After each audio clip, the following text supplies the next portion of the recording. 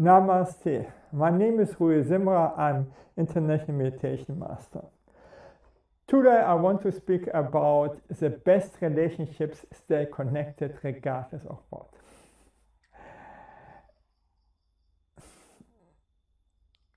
It is just so. What sets emotionally intelligent couples apart is the ability to stay connected even when disagreements arise. You see that very often at old couples. They accept the emotions from their partner.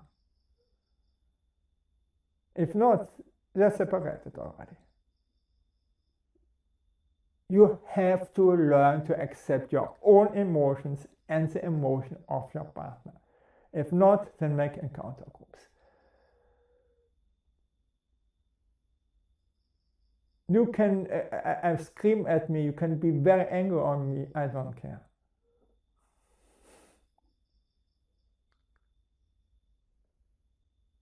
And when I see friends or pseudo-friends and they want to control my emotions, then I say bye. It's over. I say you make it one time more, it's finished. I don't want to see you again. I express my emotion as they are. And if you don't like that, then go. Very simple thing. But you cannot stop me. I want to be authentic. Okay? If you work together with other people and you have a chef who doesn't like that, I agree that you have to suppress your feelings. But I have chosen all the time chefs who accepted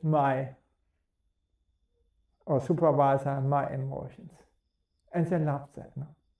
I'm often more concerned about couples who never fight, because avoiding conflict entirely can hide unresolved hurts.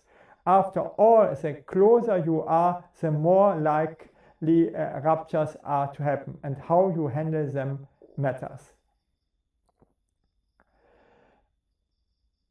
I've seen it again and again. Oh, we have made it the first half year, we never had any fight. 1 month later, they were separated. You can avoid conflicts for a long time, but afterwards, it's finished. Then there comes a big eruption, finish. Here are 3 things emotionally intelligent couples do differently when they are in conflict. They don't assume the worst about their partner's intent. We've all been there. One sharp comment can seem like an attack on your character. For example, you forget to text back and it is interpreted as not caring. A request for space could be misconstrued as abandonment. When you're first in love with a person, then you see everything very, very big. You misinterpret it, you have tomatoes in front of your eyes. I accept that because I'm the same.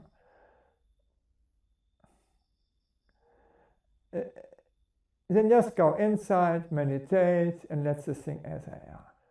And say thank you for the next chance to grow. Just nothing more. I know that I have tomatoes in front of my eyes and misinterpret the situation. Okay, I accept that. Instead of assuming the worst, the most emotionally intelligent couples will ask questions like, can you help me understand what was happening for you? You're waiting, no response. I can ask, no? What did you hear me say? Okay. We have all these problems and I'm together with a tie for sure. Misunderstanding is a norm. It's always the same thing. What part of this feels hardest? What's been on your mind lately that I haven't asked about? What's something you want more of right now?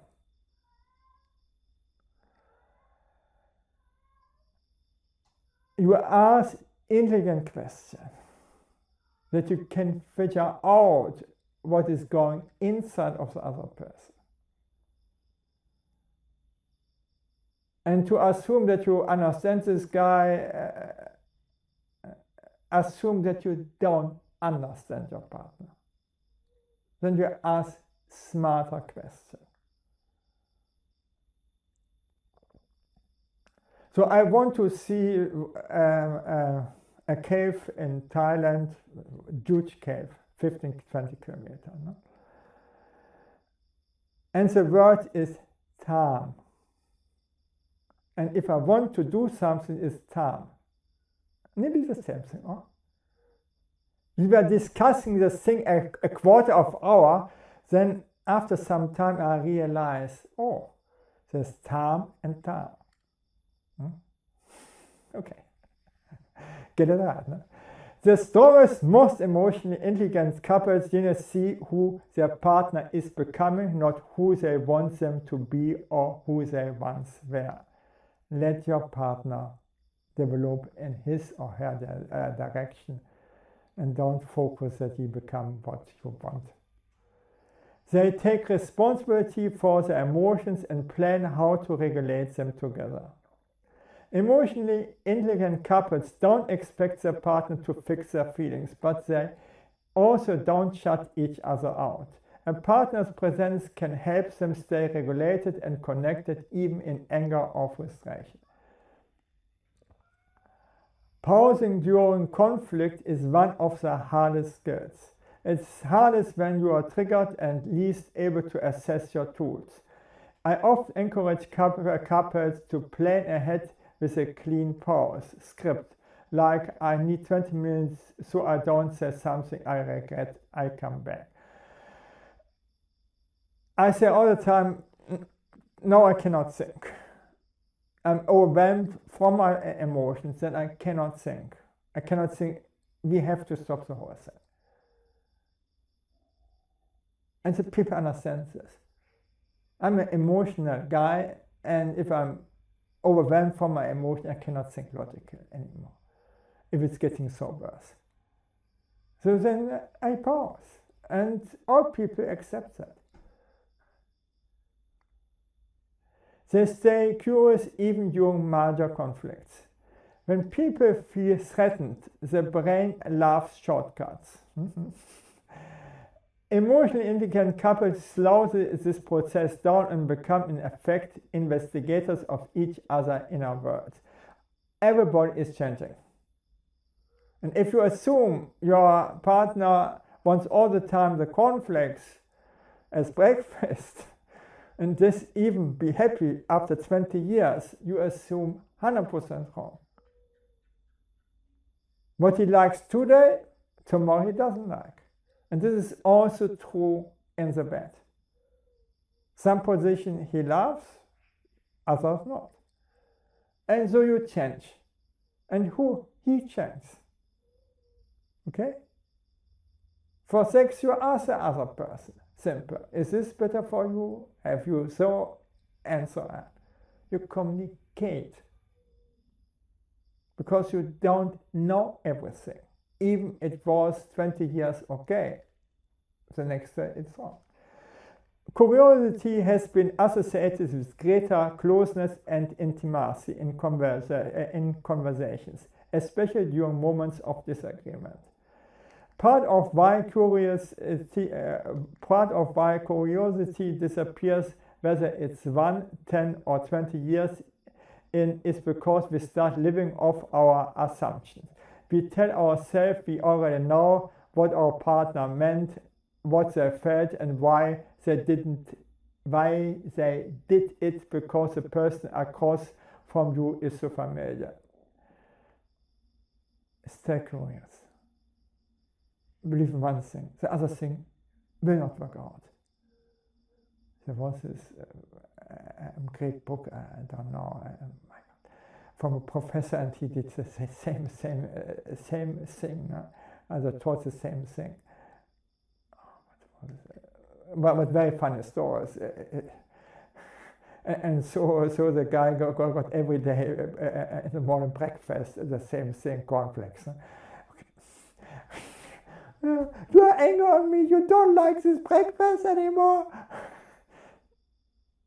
The problem is that once you think you already know the story, you stop learning about your partner's actual experience. Conflicts then because two competing narratives instead of a shared inquiry into what's really happening, even when you disagree.